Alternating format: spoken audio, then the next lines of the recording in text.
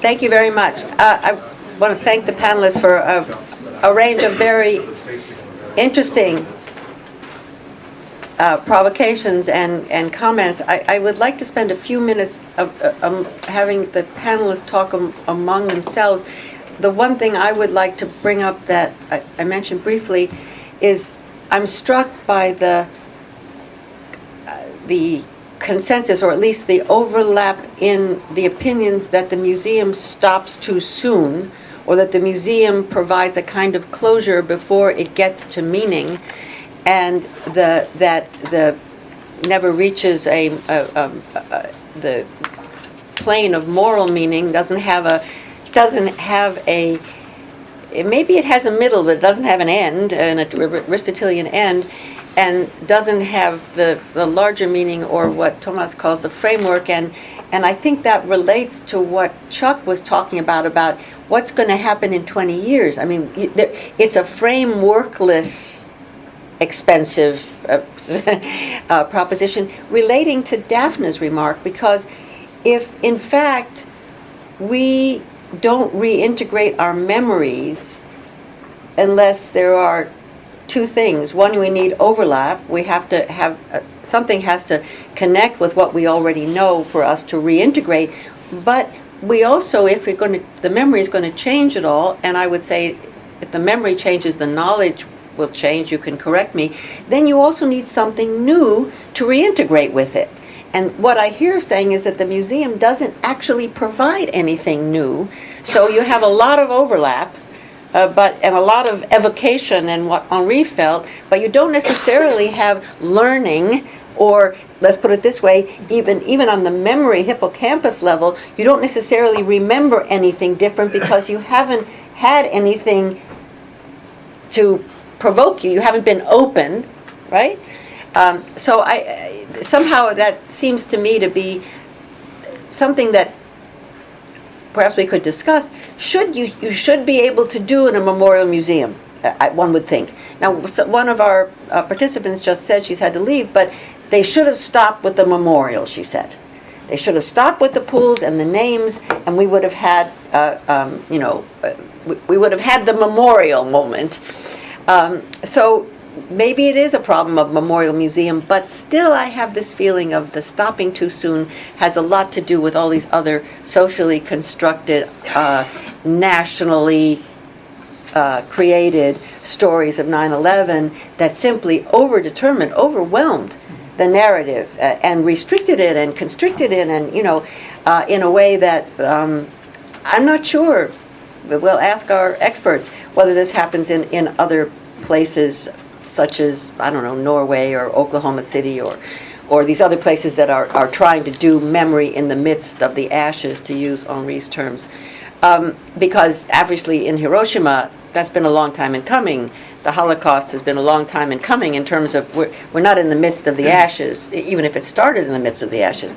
So I'd just like to ask the panelists to comment on each other's or add any comments, and then open it. We have plenty of time for conversation with the floor. I'd also like to welcome Bill Hurst, who is the psychologist I mentioned earlier, who participated last night. This is his participation in the longitudinal study of individual memories of 9/11, and he was also a panelist last night, so thank you for coming. So the floor is open just for your comments before we open it. Mm-hmm.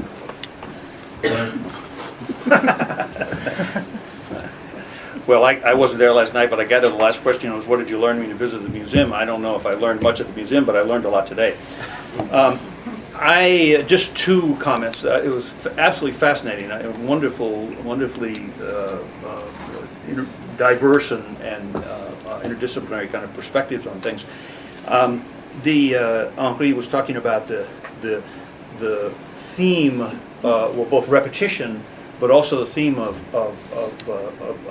suffering. And in some ways, I think one could say that the interpretive theme of the museum is the suffering of Americans, which is then repeated over and over and over again. And there's a psychological principle that repetition intensifies experience, which is also one of the crucial aspects of the experience of 9/11. And we watched everybody watched it on TV all day, the next week. The documentaries repeated it. The buildings went down, they came up. The building went down, they came up. And so repetition has been part of the experience of 9/11, so the best documented day. But because of mass media, that has really become a theme. Then to have the interpretive theme, one of American suffering, outside of much historical context at all, then it carries forward that idea of the justification for the violence that followed and the wars and everything. So I mean, I think that's a fascinating point. I was also stimulated by what Thomas Lutz was saying about his museum and his work. Just to comment on the weird nature of death on 9/11, which hauntingly evokes, doesn't repeat, but evokes Auschwitz. And one of the things that I was struck with almost immediately was the weird nature of death. Hundreds and hundreds of bodies broke apart, were disintegrated, covered then in the destruction, so that those scenes out of Revelation were then lost in imagery because it was all covered. But then also, and I spent a lot of time trying to figure out the numbers in this. I talk about it in detail in the book. You can't really say how many people were incinerated in the collapse of the buildings, but it's a terrible, painful aspect, but a very important part of the aspect. And that's why I titled my book Until the Fire Stopped Burning. The fires burned for about 100 days. And in those 100 days, what distinguished the New York experience of the disaster is that we breathed in literally breathed in the victims into our lungs. And that's a very poignant part of the story that was difficult at the time. Everybody was at some level aware of it and yet couldn't talk about it. And I think it carries over the sort of weird aspects of death. I think that lent kind of echoes of Auschwitz, which some people were able to talk about it consciously. But it carries over to the museum in the weird way in which the museum stores the remaining 8,000 body parts of the victims. So there were originally about 20,000, and then through DNA analysis, they got it down to 8,000. And the idea is to preserve those body parts until the scientific advances of DNA will allow for greater identification of the victims. But then they decided to store them in the museum itself, 70 feet below ground in lower Manhattan, which already flooded after Sandy. The museum flooded after Sandy.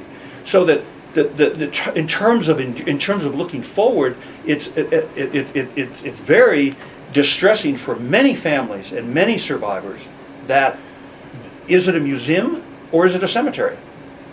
And you have the room for families to go behind the wall where the body parts are stored.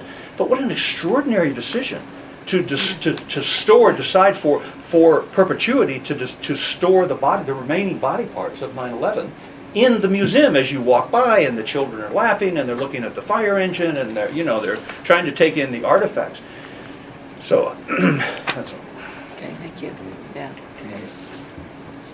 I mean, I think that there was a pretty clear message and convergence among the speakers. I think it would be good to open it up to the people in the audience.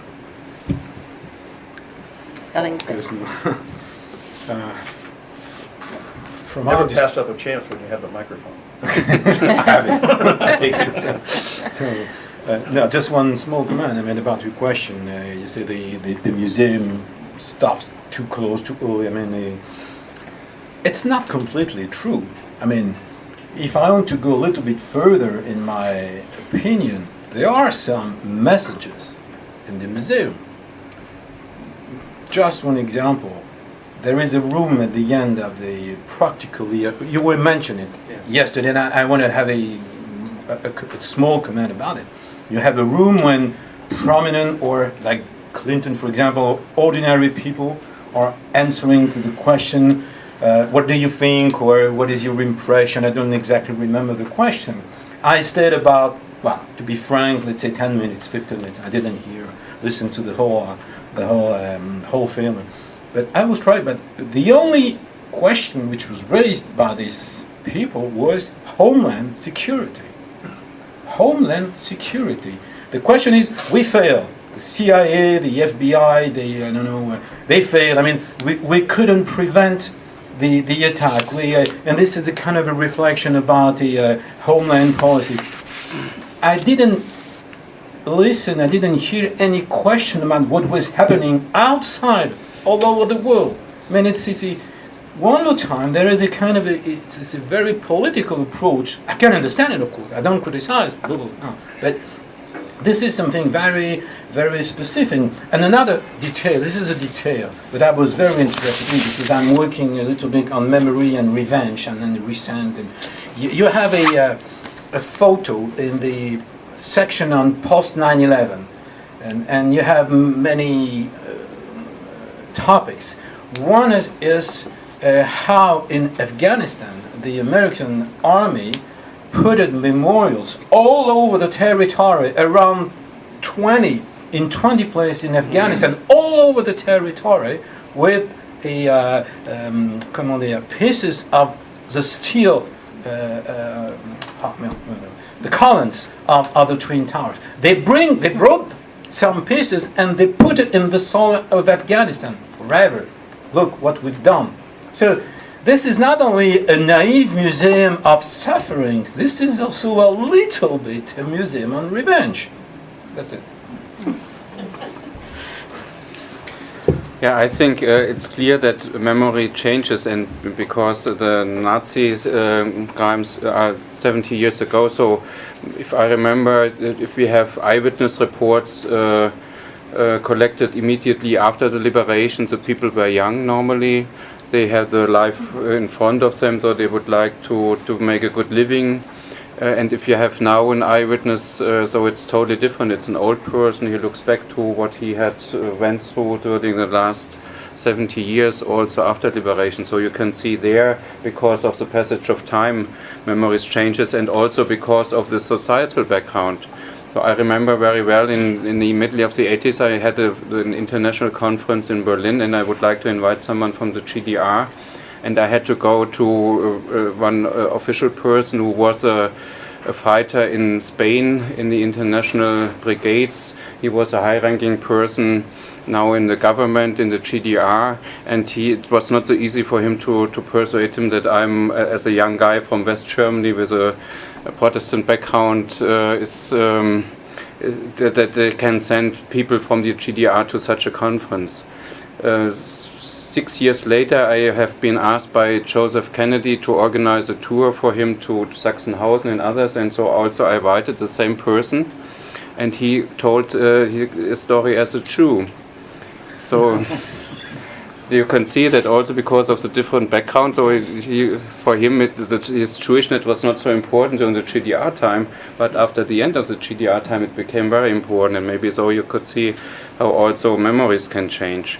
That's the one thing. The other thing is maybe we are concerning the 9/11 event, we are very close to it. But if we speak about international discussions, I think, or maybe you know that Morris Halbwachs has thought about this in the middle of the 30s. And his idea was also, maybe you spoke about it also, that memories forever are socially shaped. And his idea for, especially is if it comes to the third generation, then you need institutions. Without an institutions, then in the fourth and the fifth generation, normally things vanish. But if I compare it with dealing with the Holocaust, so we deal nowadays much more with the Holocaust compared to 20 or 30 years ago. So also there's not only the passage of time, there are much other reasons why you speak about the history more or less. And because I know the limitations of exhibitions, I have the feeling we speak here about the shape of the American society, and we use the museum as a symbol for this.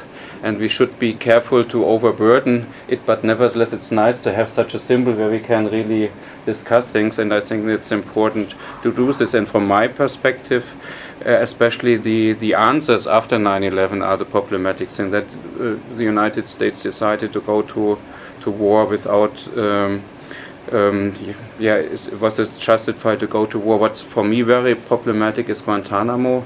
It's that we have a very specific new system of law, which is against all developments to try to get laws for enemies, that they also are secure in war situations and much other things. And maybe that's the things we have to discuss, but that's not a problem of the museum, that's a problem of the society.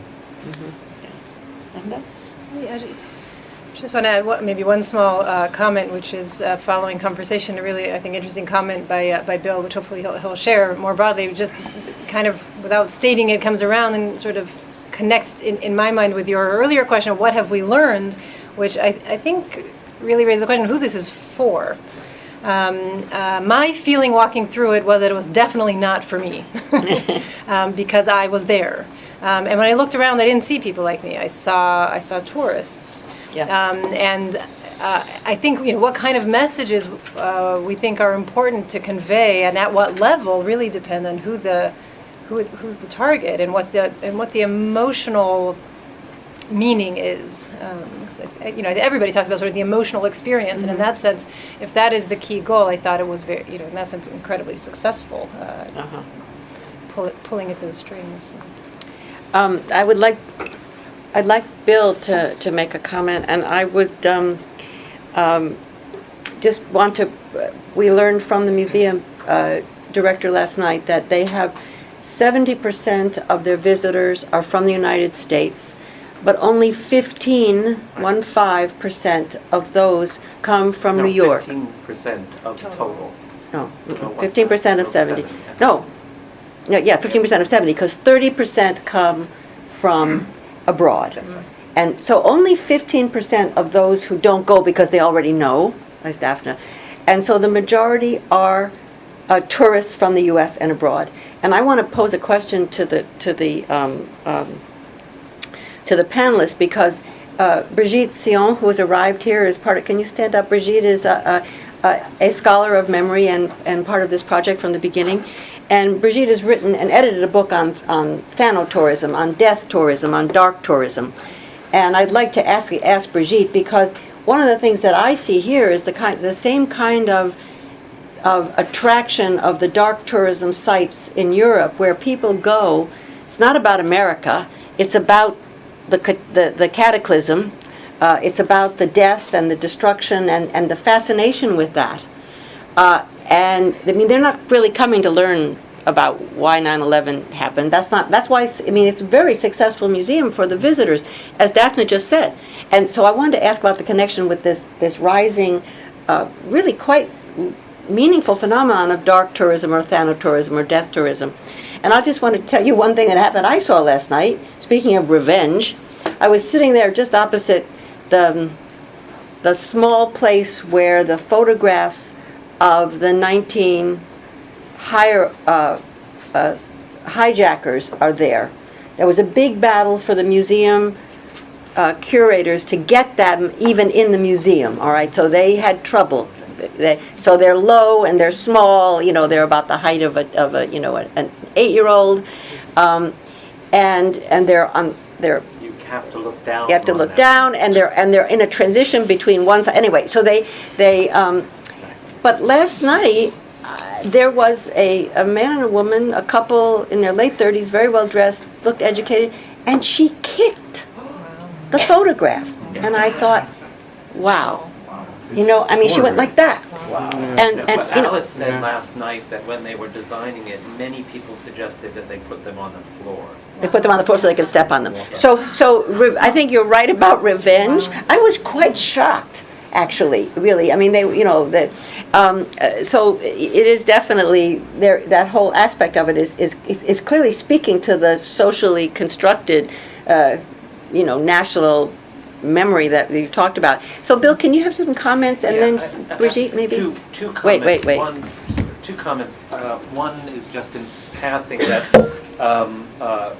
there's been a lot of talk about money issues. A lot of talk about money issues, and one of the things I think one has to recognize is that, and this shapes the ability of the museum to tell a continuing story, is They must raise $60 million every single year. There is no federal money going into it. And it has to be raised from individuals and entrance fees. And as a consequence, I would think it inhibits your ability to be reflective and critical. That's the first thing. But the second thing is the panel essentially talked about what the museum doesn't do. And while I was doing that, I was trying to think, well, what does the museum do? And to me, it's essentially, if you want, a collective therapeutic device. There's a very common, well-documented cognitive behavioral therapy dealing with trauma, mainly promulgated by a woman by the name of Edna Foa. It's probably the most documented, considered by some people some of the best. It's called re-exposure therapy. And what you do is you ask the patient, and she mainly works with rape victims, to essentially remember the rape. And initially they are hesitant to remember the rape. And it's not that you supply an interpretation, it's not that you do any guidance whatsoever. You just say, tell me the story again, tell me the story again, tell me the story again. And the notion is the constant retelling sort of diminishes the emotional associations that you have with it, and you soon be able to live with that memory in some way, shape, or form. I think you have, in the quote historical part, which I don't think is historical at all, you have a fairly linear, very closed, very truncated story about one day in which everyone who goes to the museum, by and large, unless you're very young, knows the story. And the museum asks you basically to relive that story. And in some sense, it's meant to be a therapeutic, or last night, Alice, the director, said it's meant to be cathartic. It's meant to allow you to express your emotions about something which you already know. So it doesn't serve a historical purpose, it doesn't serve a moral purpose, it doesn't serve any of these purposes. It serves, 20 years from now, there won't be a population that needs this, so to speak, collectively. But that's at least if I had to say what I think the museum does. I agree with you all about what it doesn't do. That would be my major reflection. Thank you. Brigitte? So a couple of words on tourism. I think that this museum is a prime example of a museum, memorial museum, in which tourism is an integral part, if not the core mission of the museum, even at the beginning of its conception. It's not having to just think about the flow of visitors and kind of practical issues such as bathrooms and parking for buses. It was really thought as in what kind of people are going to come here, given the fact that we have a 60 million budget to meet every year, who are going to be those people paying $24 to enter the museum and buy tchotchkes at the gift store. What is very interesting, by the way, is that you're not allowed to take pictures inside the gift store. There was a polemics about what they're selling. That's a whole other conversation. But what is very striking also is that in putting together the exhibit, they were clearly targeting a number of specific touristic constituencies. One of them is clearly people interested in the site specificity of the museum and going to the place where the tower stood, where so many people died, and as Chuck said, in a very gruesome way, there is some kind of morbid interest, just like going to visit other sites of like Auschwitz or very heavily graphic, gory places. There's another constituency which is indeed people who want to relive, or if they were in a distant place, feel much closer to the event and feel that they have to go through this experience almost in a kind of, going to roller coasters, or there's this this need to experience as closely as possible this frantic, I'm not a psychologist, so I use the wrong words for that, but the scare, this emotional moment. And then it also caters to a whole other category of visitors who are the folks who want to see the latest landmarks of architecture in Manhattan. who will make sure that they see the newest Calatrava and the newest Gehry and the newest Libeskin and the newest whatever. That's also an important piece of that museum. So to summarize quickly, and that's what I've been writing about, memory is almost a footnote in all this. The museum has to deal with memory and has to approach it, but there are so many other aspects that somehow overdetermine, to take a word that you use, Carol, or overwhelmed or supersede the memorial mission, that we can also question that aspect of the memorial's goal and purpose and success. May I answer direct to this? Yes, of course. Yeah, in Great Britain there is a specific kind of human science to deal with dark tourism. And they made research also for people who visited memorial museums like Auschwitz. And on the one hand, so it's clear that they go to these museums because they try to confront them with these things and try to feel how long they can stand to it. But on the other hand, afterwards, the evaluation, and maybe I trust only the evaluation which I have falsified by myself, but nevertheless, the evaluation says that also these people, if they come out of such a museum, they are much more thinking about such things, about empathy with the people, what does it mean for the situation nowadays. So also tourism is needed. Maybe it's not our main task, but nevertheless, it could also have good results. Maybe that's quite important to see and to understand. Okay, let's open the floor for questions. And maybe if you could stand up and speak loudly, because I'll be running around with the mic. Okay, Chris. Hi, thanks again. I was just wondering if you could bring this back to Loud. this idea of memorial and museum. I mean, memorial, the derivative is memory, storing memory. And museum, the muse, understanding, knowledge. And it seems to be oxymoronic in a sense. And yet any memory has some history too. For example, I remember your friend who said, I don't want to go to the museum, I already know it. Well, does she keep her wedding pictures? Does she pick out pictures of her last vacation to stir memory? So I'm just looking at this interplay to get deeper into this, because to me it seems more like it's a memory thing first, and then the historic follows that. So just further in depth on that. But let's collect several questions. There's a question back there. I have Ilaria, and then I said, and then. Yes, Ilaria Cocciani. I would like to raise two issues about 2 points which are present in the museums but were not talked about in the very interesting panel.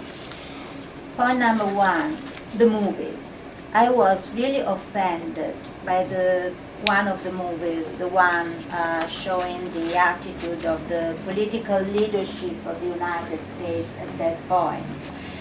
I think everybody in the world knows what the reaction of George W. Bush was when he first experienced the first flight striking the tower.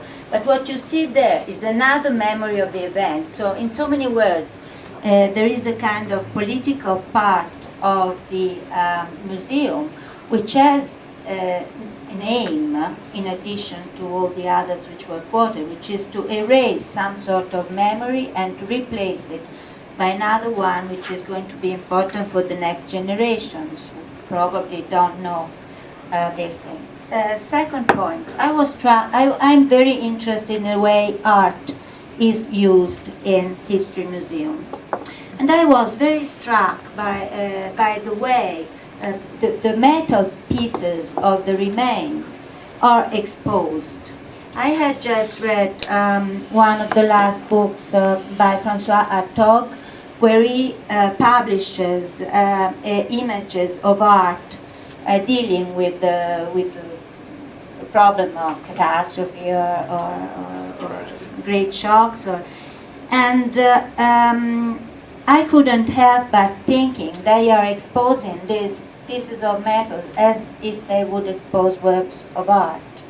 which brings me to think about the confusion of roles between art museums and history museums. And then I would like to ask two very short questions, in spite of being Italian, from a French perspective.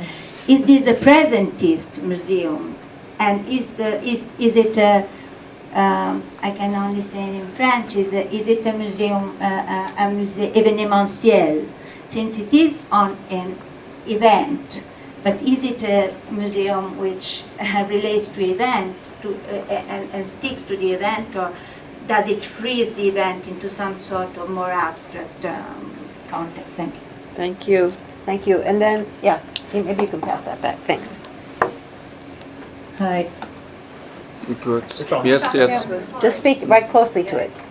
No, start. Yeah, Elsa Rubevel, Rutgers University. Can you hear? Yes. Yes.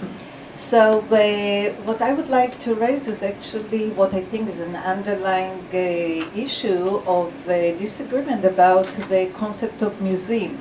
And I think that actually the last remark, but I thought about it last night too, but I think that the last remark by Bill kind of puts it forward much more clearly. I mean, is a museum, does the main purpose of a museum to be therapeutic?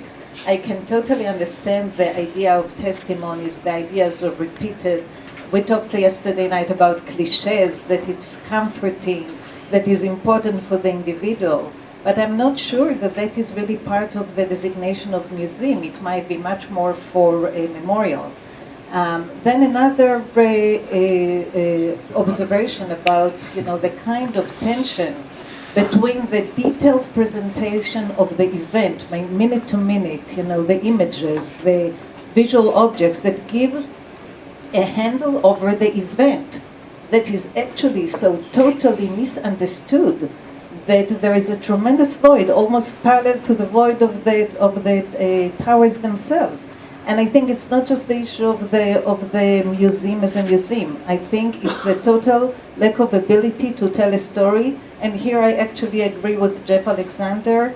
I worked a lot about the construction of commemorative narratives. You need a beginning, you need a middle, and you need an end. And very often you manipulate the boundaries, and where you begin the story and where you end the story construct the meaning of the event. But if you don't know where to start from, the Al-Qaeda is too small an enemy for such a huge event, and there's no explanation of the roots of this event. And then there are the developments later that kind of rob the moral story, and it becomes nationalized and it's not internationalized. I mean, you have all these forces that actually almost constrain the construction of meaning. So I think it's a museum with elusive meaning. I mean, it's just the event as event. And then we go to the problem of the photography of horror. I mean, yes, we want to present the horror, but if the horror is presented without a context, what is the message of the event? Mm-hmm. Thank you. Thank you. You, Denis, and then you. That's okay. And then we'll stop for and take some. Yeah, a few remarks and question for Daphna, because I think it's a confirmation of what we thought that how fruitful is the cooperation between different disciplines, and especially between neurosciences and history. And only two directions. The first one, if I summarize, you tell me if it's okay, but I think this museum is the victory of amygdala against a singular cortex. You will explain that, but it's victory of emotion against rational analysis. And the second one, imagine also, so imagine the consequences for historian of museums in museum studies. It's kind of what you can give as a key of intellection. But other question also is a remark is what you say about anticipation and memory, because for me and Thomas and so on, as historian of contemporary periods, working with witnesses, to understand that the localization of memory and the localization of anticipation are the same. Imagine the consequences when we have to interview a witness about World War II and so on, or 9/11. Thank you. That's good. Hi, I'm Karen Seeley. I teach in the anthropology department here, and I'm also a therapist. So I have two terms that I wanted to just throw into the discussion. The first one is trauma, which is interesting and hasn't come up that much in the discussion today, especially because there's so much research on traumatic memory. And I think Daphne's discussion of going to the museum and having all these traumatic memories resurface is really interesting, because it raises questions about how research on memory, if memory is so dynamic, then how can a sort of research that takes place out of that kind of amygdala context evoke the same kind of data that one that takes place within it. And the second term that comes up for me is propaganda. And there's a lot of discussion about how the museum doesn't tell a story or doesn't have a meaning. But I think it tells a very clear story, which is about the individualization of this event, the depoliticization of this event, and even the hijackers are individualized. So for me, the story this museum tells the world is that America is a victim, and so had to retaliate in certain ways. Okay, I think, well, one last Karen, a second Karen, and last question before we get to the, okay. So I'm Karen Franklin, and I also work with Thomas in the International Council of Memorial Museums organization. And we had a conference in Norway where there were representatives of Utoya and a number of Norwegian individuals and also Americans. And what was shocking to me, or so interesting at this conference, was when the Norwegian representatives got up to talk about Utoya. I looked around, I felt something in the room, and I looked around, and every single Norwegian in that room was physically changed when people spoke about that museum. You could feel their pain. And then when 9/11 representative got up, I felt myself with the same reaction. So just a comment about the trauma that there was. And the second thing relates to that because it has to do with time and the distance. So one was about the visitor who comes, United States or otherwise. But the second one is there are several events in my life that are visceral that I can cry in a moment. I don't try to, but 9/11 is one. And the other is the death of JFK. And so one was 50 years ago. So will that change with the museum? I would go to a museum about that in a moment, as I would with this museum, the fact that I experienced it a few years ago. Thank you. Okay, so thank you very much. There's a lot of good questions. We won't answer them all, but I think I'm just going to ask you, I think there's a couple we really should answer if we can. And where I put them. And I think we really do need to hear about the emotions and the amygdala, since we have a very fuzzy idea. Right? we know the word now, we know where it is in the brain, but that doesn't mean we understand it. And I think I'd like to link that to the witnesses, because Bill said last night that this is a museum where the voices of the witnesses are, and the voices and also the images of the witnesses are the main storytellers. I mean, the museum doesn't tell the story except in the way you've just heard, but there's a lot of individual voices. So the testimony, witnesses, and how that relates to individual memory, I'd like to have you comment on that. And then the other one is this an eventish museum? Is this a museum which several of you asked, is it, and someone else said it is. Is it because it's about an event? Is that what's making it seem presentist or whatever? Is there something different about this? And connect that to the therapeutic question. They did think it was that they were doing therapy. They said that. They've said it right along. This is supposed to help you, and mind you, this was a way of depoliticizing for them. I mean, this was, everybody could say we need help, but not everybody could say, so the political constraints. So the eventishness of it with the therapy, and then maybe, well, that will answer Chris's question on the memorial, I think. Trauma and propaganda have to handle separately. We certainly heard about trauma, but I think we could address it. So anybody who wants to talk, let's start with you and the amygdala. Sure. Okay, so just so the amygdala, which some of you may have heard about, it's a very small structure, almond-shaped, right next to the hippocampus, and just sort of cute factoid. Hippocampus in Latin comes from seahorse because the hippocampus is shaped like a seahorse. Amygdala literally means almond because that's what the shape of the structure looks like. So if that certainly helps my children remember what the hippocampus is. And the amygdala has been very famous for many years for its role in processing fear. So there was early work, I think sort of most thoroughly by Joe Ledoux and many others, Liz Phelps, many others, documenting how the amygdala learns to associate a feared outcome with a stimulus that predicts it.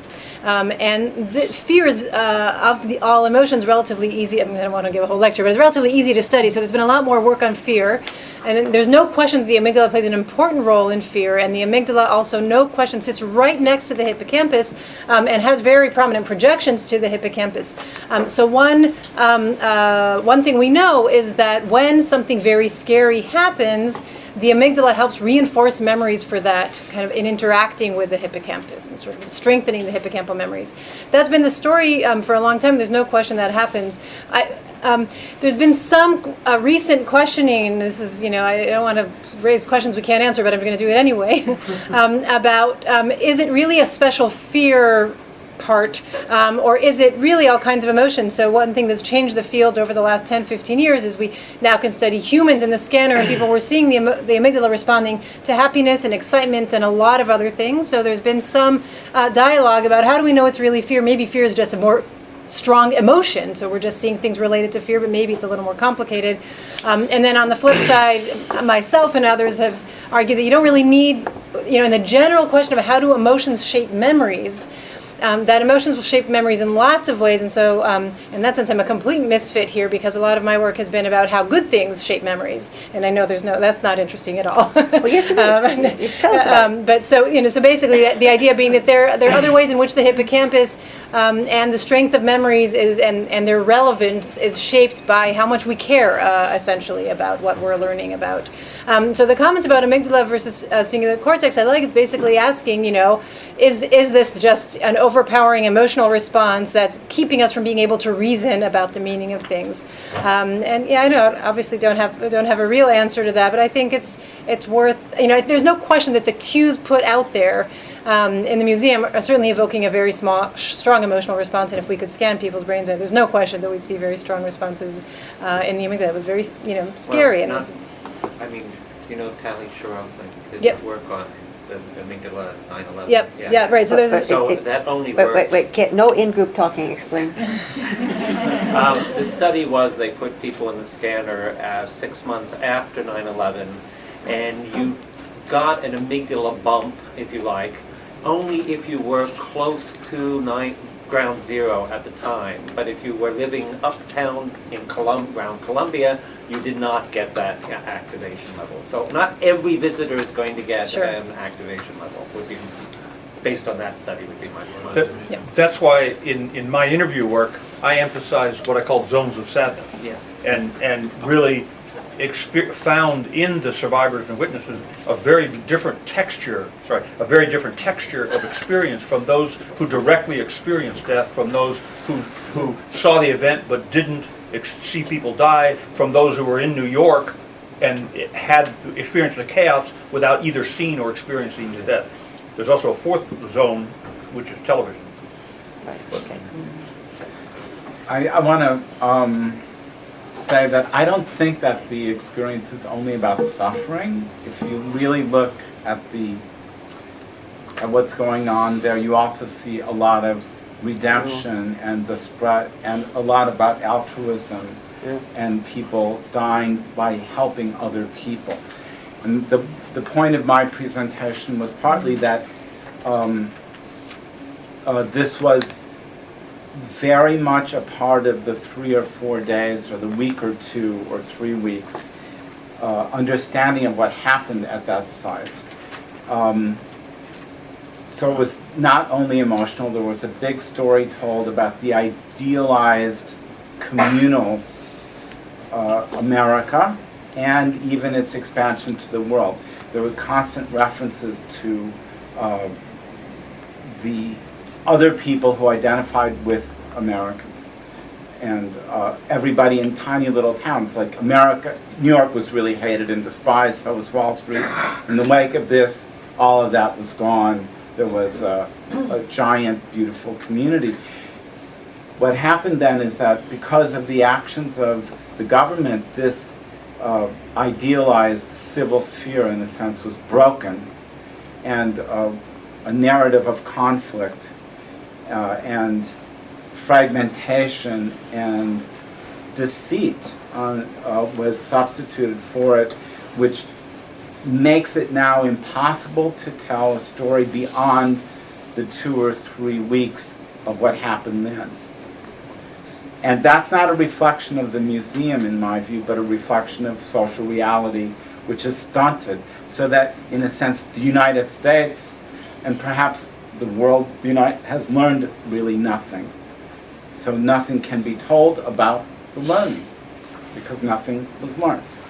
Because of the failure of the storytellers in the wake of this, the people who had the power to create a narrative, they created a bad narrative which was stopped, never couldn't be continued, and wasn't elevated. A narrative with closure, yeah. Okay. Yeah, yes, you have it, you have it, go for it. I want to briefly answer two questions. Ça marche? Yeah, but you have to write to it. Bleu. Ça marche pas. Là, ça marche? This is mystical This one? because there's not. Yes. Okay. So I wanted to answer two questions. Maybe The first is the question about, is a museum a place for therapy? Is a museum a place for therapy? Yes, it is, but I don't like the idea, and I don't like the idea for one reason. I don't like the idea of collective therapy. So, because the question has been raised also for historians. Historian has been presented in a lot of in the past as a kind of a therapy. So, okay, I'm not sure it's even if it is. Malgré tout, if it is because people think they are in a kind of a revival what they live through, okay. But if the intention is to be therapeutical, I'm not comfortable with this idea. And I would like to go back to this idea that the visitors who are also survivors or who went through the event, like you, like my friend, they know the history, they know the story. They know something, of course, they don't know the history. History exists precisely because the players of an event do not know the story. Otherwise, we don't have any need for historians because everybody knows the story. So we have to explain. That's really scary, right? Oh, yeah, of course. So, and just remember a question yesterday, the question of why. I mean, the person who asked the usual question, why was it possible? And it's a question raised all the time after a catastrophe. And the why deserves a little bit a kind of historical explanation. A little bit, a small one. Let's give all the place to therapy and a small one to knowledge. And I will be satisfied. And just about presentism, which is a complex situation, a complex concept. And then presentism is opposed to a concept of history, which is futurist, which is looking forward, which is looking to the progress. And François Hartog, as a French historian, would say that our societies are plunging to the instant, are plunging to a very narrow conception of time.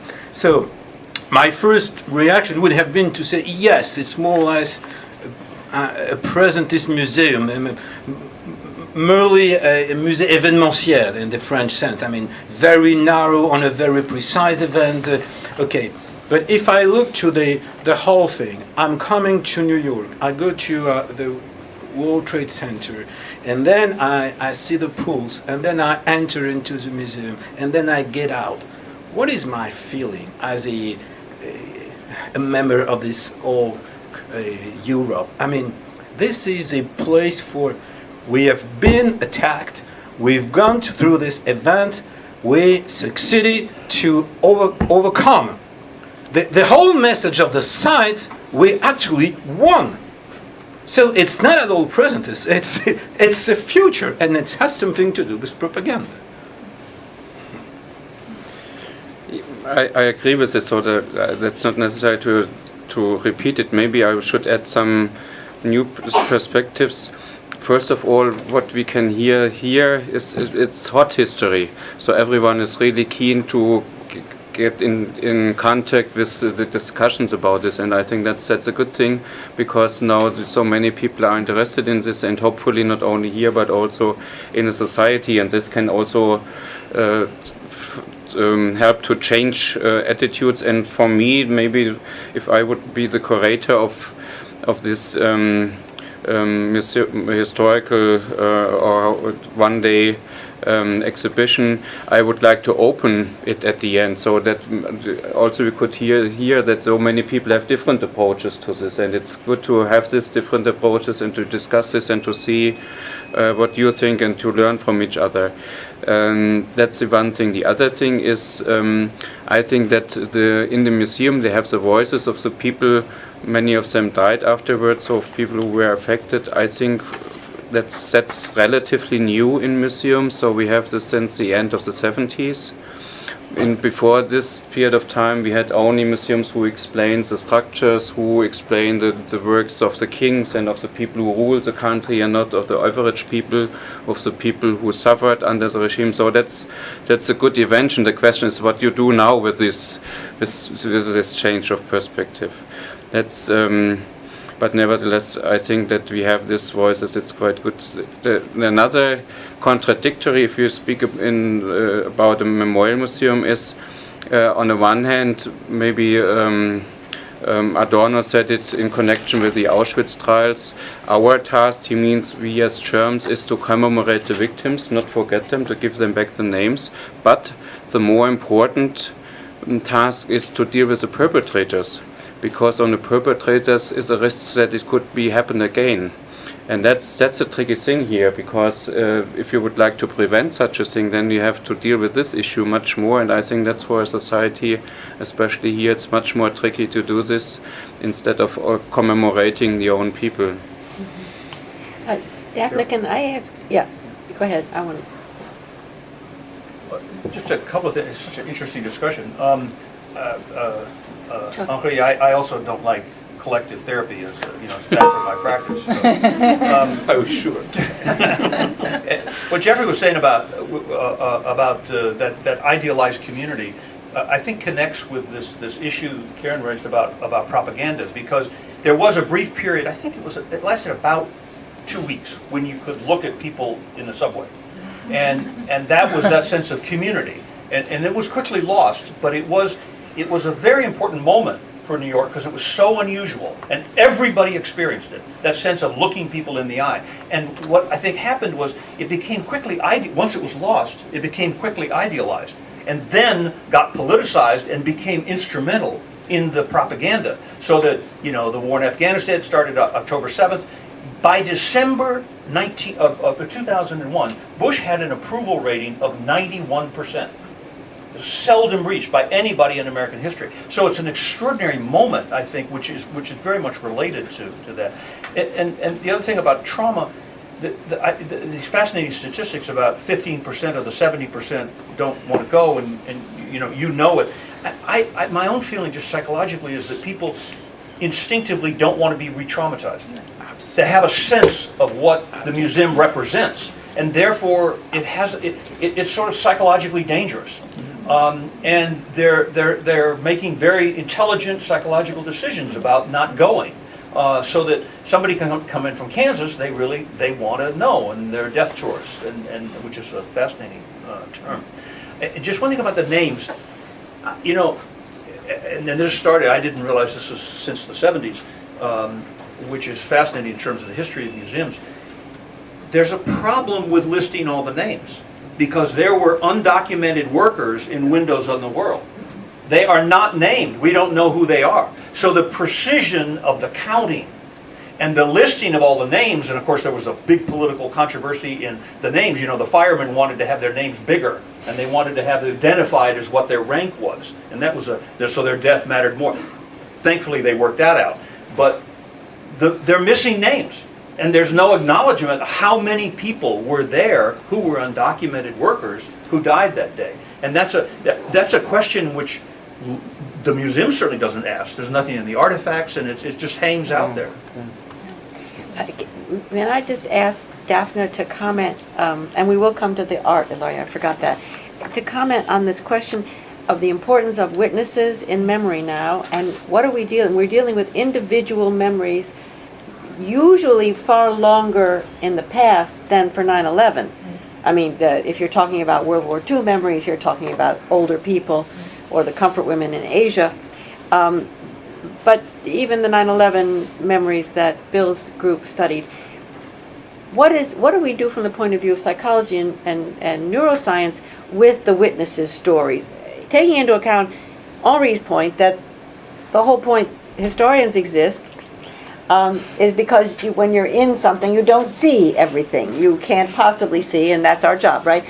But my question really is from the point of view of the neuroscience or the cognitive science of memory. How do we deal with what these witnesses tell us? Yeah, I think it's a great question, a very interesting one. It's been worked by psychologist Elizabeth Loftus, which I read about when I was a first-year undergraduate, and it's part of the reason I got in this field. And she showed very convincingly that eyewitness testimonies are not accurate or can be inaccurate. I mean, I think that is one of many things that pushed me in this direction of understanding, kind of what's the rewiring in the brain, and can we understand the systematic ways in which they're inaccurate? And it's I think in the end the answer is similar to what I was describing earlier, which is that new information gets embedded with the old, right? And yet the sense of confidence remains very high. So, for me, I want to understand exactly how that plays out in the neurons. For you, I think the implication is that they're socially relevant, they're meaningful, it's a person's story, but it's not necessarily exactly what happened. And I would think that it's very interesting if one can identify where it deviates from what actually happened. I would think that should be very telling from a historical perspective. Thank you. It's a huge issue in the former comfort women in Asia, because it's the Japanese government who says, great scholars that they are, that's the Japanese government who denies the witness stories because they're inaccurate. They folded other information over time. And yet we have so many testimonies from so many women that any sane Japanese conservative politician would have to admit that whatever their inaccuracies are, these witnesses have told a story that is true. And there's a gestalt, exactly. So we have to work with the inaccuracies. We know they're inaccurate, and we know there's model stories, and people repeat the model, the narratives. But we also know that they're telling the truth, okay? Well, I just want to say this. I mean, I think that's a great way of describing it, in a sense, exactly what the brain does. Our own memories aren't exactly a replica of the world either, but they're good enough for the brain to work with, to decide where to go and what to do. So, I think that plays out in an individual as well. Yeah, so it plays out if you've ever gone downtown to the Memorial Museum, and if you ever have, it's impossible to get there. And if you remember next time the way you go, it will have changed, right? But in fact, your memory is probably good enough to get you close enough, all right? So in that sort of thing. Yeah. All right, thank you. Now, the witness thing is critical. That's on the memory side. Okay, let's see now what else. What about the art question this isn't working. What about the art question that Ilaria posed? This works. This one works. All right. The question of no, it doesn't work. Nothing works. It's Columbia. Does this work? All right. Look, the question that Ilaria raised about the aesthetic quality of the objects. What happens when twisted metal or an elevator turbine looks very much like a sculpture? And Jeff has some things to say about that. My husband's an architect. He objected to the aestheticization of the objects.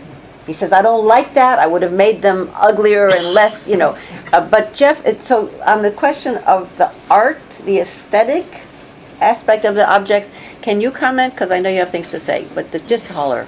I think it worked. It was working a working now? second ago. I just keep turning it on. Well, it is. Here, this I is mean, green. It's green. It's good. It is. It's a good sign. No? Yes. Yes. Never had that. Yes. The aestheticization is inevitable. It's good. I mean, there's always going to be you cannot have a collective object that isn't aestheticized. The question is whether it's beautiful or sublime. And the classic idea from Burke and Kant on is that the sublime is a dark beauty associated with death, fear, fragmentation, etc. So I think that there is what I call the apocalyptic sublime is the main aesthetic motif of the memorial. The twisted girders are all over. Yes, you could think David Smith's architecture, but it's that stuff shiny or gold. This is dark and twisted. So I don't think it's a kind of, I mean, of course, some people think that aestheticization is a flight from moral engagement. I mean, that's one of the classic critiques. But I wouldn't agree with that. I think that the sublime is a way of engaging with a certain dark moral thing. It's attached to a narrative. I don't see that as an escape. Obviously, it's a work of art we're looking at. Whether it's not high art, but it's an artistic creation. The question is, what does it mean aesthetically? And on the propaganda, and relates to the question about George Bush and the erasure of a certain kind of narrative, replacing it with American narrative. I think we all got. I think that's been pretty clear in our discussion. We have time for just a couple more questions. You had your hand up. Yes.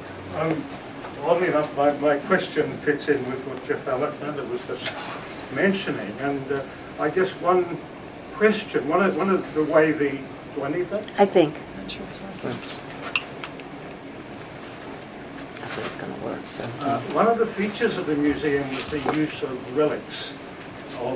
We were invited to look at objects that were there, and that gave us a sense of being in touch with what happened. Now, it seems to me that what's going on there, and to use Jeff's phrase in another context, it's sublime as kitsch.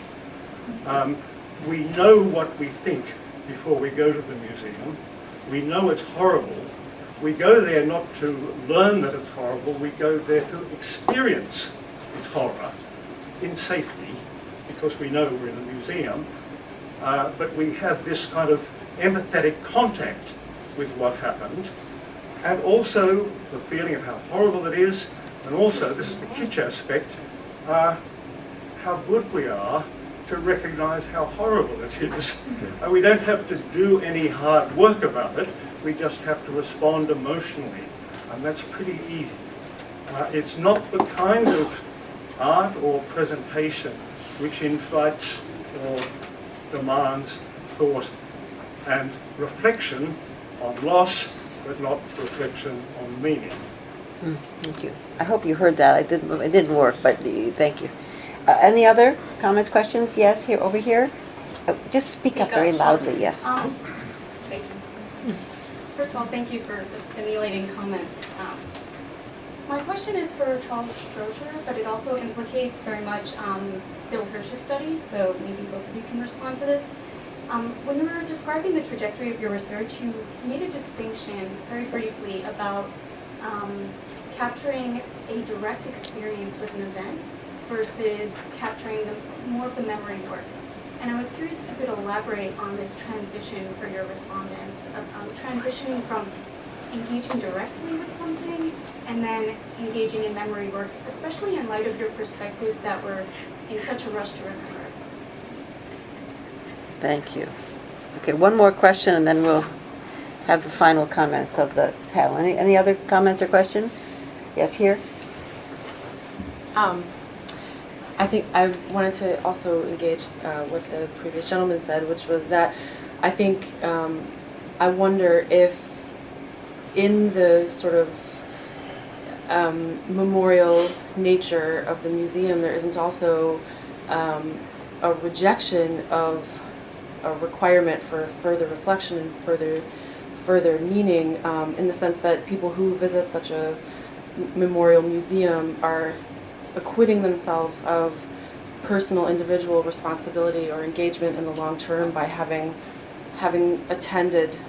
gone to this memorial, and whether that's not sort of upholding the propaganda nature of the memorial itself.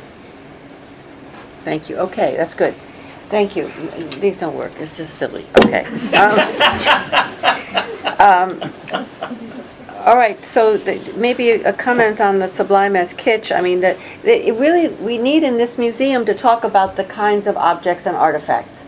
I absolutely think that's right. If you're interested in museology, it really matters that they run the gamut from relics to, I mean, you can call them relics, you can call them, some of them are icons, some of them are clearly kitsch, but forget the testimony for a minute. The kinds of objects that are arrayed in this museum is not necessarily the kinds of objects that you would see in other museums. So we need to talk about that. Then the second one is the direct experience versus the memory of it. Yes, maybe Chuck can mention that, and maybe Bill, others.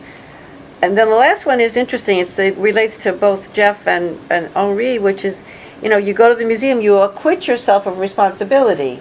In other words, this is a question of the moral narrative, right? You go and if you're American, let's say, or if you're whatever, the fact that just going to the museum they always say that's the end of the story. I mean, that's how the 15-year-olds always respond to their museum visits. Well, I got it now, I mean, it's the last thing it does is instill responsibility in most of these school groups. So let's have maybe on the objects, maybe you and then Henri, because you have this sublime kitsch thing. Well, I've already made my point about the objects, but I mean, the patina is a famous reference to having contact with a sense of the past. That's what it comes out of British Romanticism.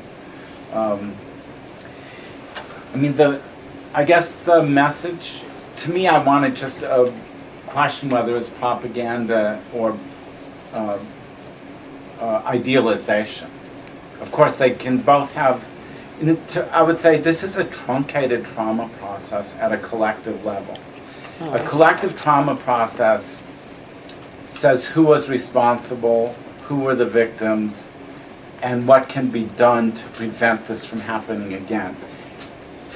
At a collective level, this hasn't happened. It's not told, the story isn't told, and it's not told in American society, because this thing just keeps happening because there's no sense of altering the underlying social conditions which would prevent, let's say, terrorism from being motivated and stimulated.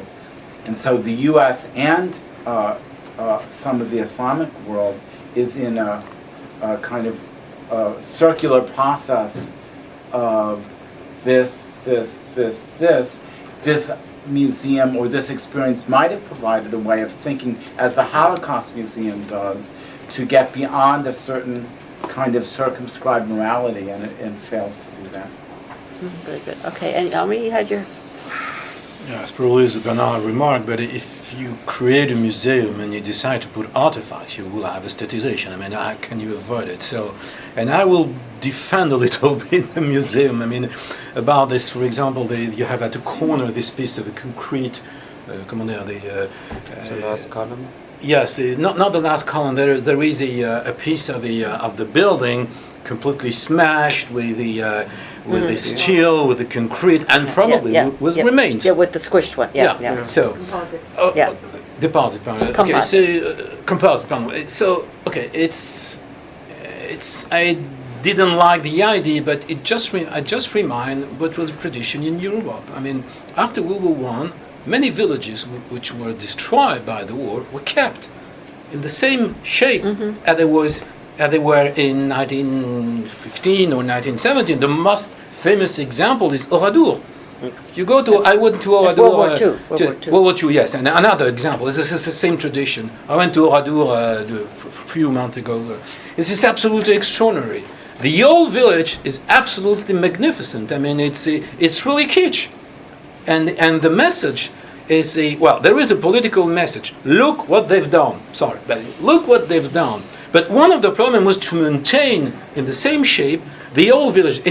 To maintain a ruin as the shape of a ruin is very difficult because for example, there is a car. The car is rusting, and the car is disappearing. So you have to reshape it all the time. But this is a traditional way to maintain alive a memory. And this is another meaning that aesthetics or kitsch or whatever. The idea is we stop time now. Right. This is this idea and I don't have this feeling in the 9/11 museum. Again, it's not presentist or stop in the moment of history. It's looking a little bit forward. There is a political message. So that's it. Okay, good. We're at the end of our time. Can I answer the one question? Yes, you can. Briefly? Sure. I'm fascinated that I appreciate that you picked up on that. I began, certainly in my therapeutic work, I deal with anniversaries all the time, and reliving and re-experiencing. And I began to notice, and I teach many times a course on 9/11, and I always deal with it in my courses. And I was struck over the years, it's something everybody goes through. They get younger and younger. And what was their experience in 10th grade and 8th grade, and now they were in 6th grade, and so it changes. And I began to think about this in trying to tie down this question of construction of memory. And I was struck with that sort of background with I kept thinking, why was the 10th anniversary so important as we approached it? And this was an NEH grant that was first time around was not funded, so I'm hoping the next time it will be. But it seemed to me that there's no significance like the first anniversary for memory. There's that individual or social. The first is what matters most. After that, it's not linear. It comes and goes. But then something about at least 9/11. I don't know how generalizable this is. There's something about 9/11 and the anniversary where it changed from being, for the memory of 9/11 and the discussion of 9/11, changed from being within the control of family groups and survivors and direct witnesses, particularly family groups, to handing it to historians, to museum curators, and to citizens at large. And that's not a single moment, obviously it's a process, but I think that's what we're in the middle of. And it's interesting, this discussion is fascinating.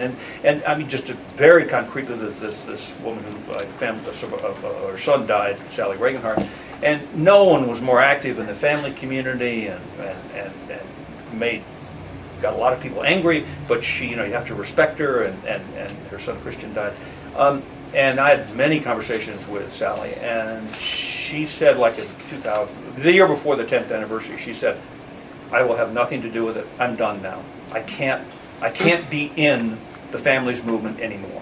And I think there's something general to consider that the 10th anniversary brought that out in her. Now, she's also deeply concerned that her son's remains may be behind that wall, 70 feet below the. On that bright note, I would like to thank all of you, but I would particularly like to thank our panelists, two of whom came from Old Europe, especially for this event. I come from Old Brooklyn. Brooklyn, and from all the way downtown. But thank all of you, and Jeff from New Haven, and Daphna for joining our group in such a wonderful way. It was very exciting to have this perspective in the middle of this. And we are in the midst of a transition, and I think probably memory is always in the midst of a transition, and it's good to stop and reflect for a minute of the different aspects and factors that are affecting the transition. So thank all of you. It was wonderful, and we have plenty of things to remember. Thank you very much. Thank you. That was great. Thank you for sharing this That was discussion. great. That was great. I am so interested in this.